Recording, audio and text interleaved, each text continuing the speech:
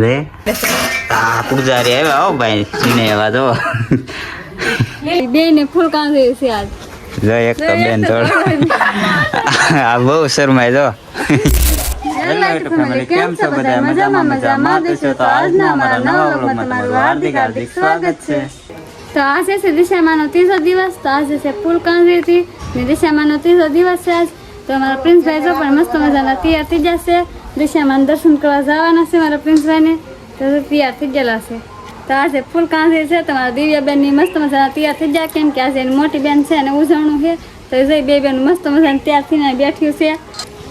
આજ તો છે ને ભાઈ ફૂલ કાલની છે એટલે જાગરણ પણ હશે કા? હા, સાંજે જાગરણ છે, જાગરણ હોય આજે સાંજે। અને 11 માં તો જો આપણે મસ્ત મજાના રેડી થઈ ગયા છીએ નાઈને, અને આજે દિશામાંનો ત્રીજો દિવસ છે અને આજે છે ને ફૂલ કાજણી છે।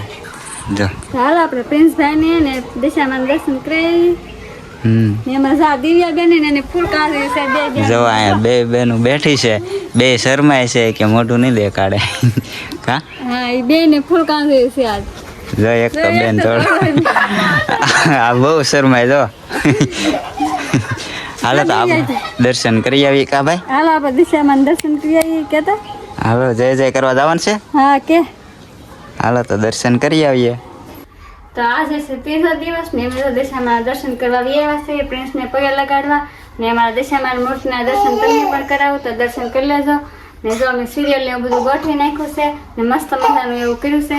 ને મારા પ્રિન્સભાઈને પગે લગાડવા લઈને આવ્યા છે, તો આ પ્રિન્સભાઈને પગે લગાડી લઈએ હવે ફટ।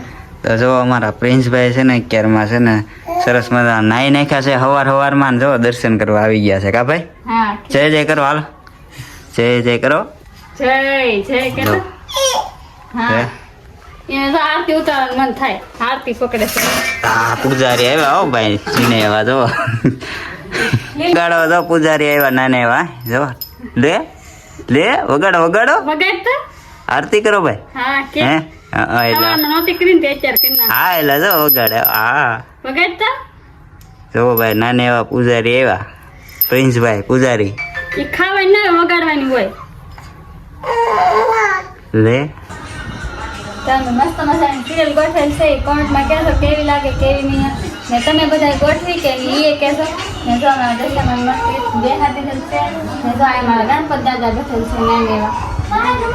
તો પ્રથમ પહેલા આપણે ગણપત દાદા બેસાડવા પડે, તો જો મેં બેસાડેલા છે ગણપત દાદાની હતી ને આ અમારા કુળદેવીમાં છે એને બાજુમાં બેસાડી છે। જો આપણે 11 માં છે ને માતાજીને દર્શન કરી લીધા છે દશામાના, અને સિરિયલ ગોઠવેલી છે જો આવી રીતે સિરિયલ ગોઠવેલી છે, અને કેવી લાગી જરાક કોમેન્ટ કરજો।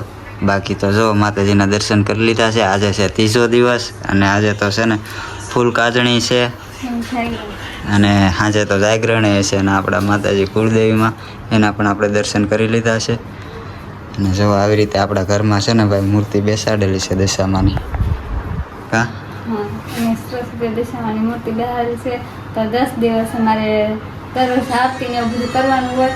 તો આપણે સાંજ પડી ગઈ છે હવે, ને આપણે દિશામાં થા જવાનું ને બધું છે, તો આપણે રાંધા મળી રાંધ નાખીએ, પછી થા તૈયાર કરી નાખીએ, આરતી ઉતારવાનું છે આપણે દિશામાં રાંધા હાંડ પડી ગઈ ને હવે રાંધવાનું છે આપણે, તો રાંધા મળીએ ને થા તૈયાર થાય તો હું તમને બતાડી, તો લોગમાં બનાવે છે।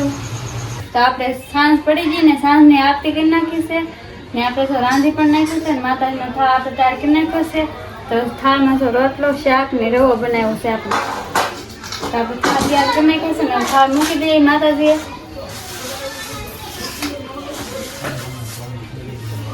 તો આપણે થા ધરી દીધો છે ને આપણે દર્શન કરી લીધા છે।